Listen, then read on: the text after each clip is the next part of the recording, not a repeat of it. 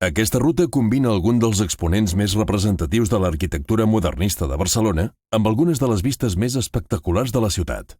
El primer punt d'interès és l'Hospital de la Santa Creu i Sant Pau. Aquesta peça clau del modernisme fou ideada per l'arquitecte Domènec i Montaner i s'inaugurà el 1930. La notorietat del recinte va fer que el 1997 la UNESCO el considerés Patrimoni de la Humanitat. La ruta també descobreix espais com la Casa de les Altures, actual seu del districte d'Horta-Guinardó, o indrets amb una història llarga i curiosa. Per exemple, el Mas Rabatllat, que fou seu de l'Institut Mèdic Pla Rabatllat, conegut pels seus estudis contra la tuberculosi, o el Mas Guinardó, un indret amb més de 600 anys d'història i protagonista dels fets històrics de 1714. El moment de repòs es troba al Parc del Guinardó. Les seves terrasses enjardinades i les seves pinedes fan d'aquesta àrea un dels espais verds més refrescants i plàcids de Barcelona.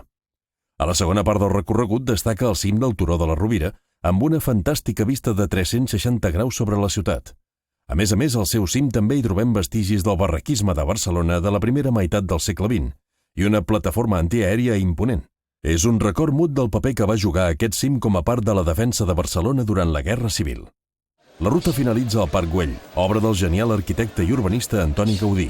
Concebut com una ciutat-jardí per l'aristòcrata Eusebi Güell, el projecte no prosperà.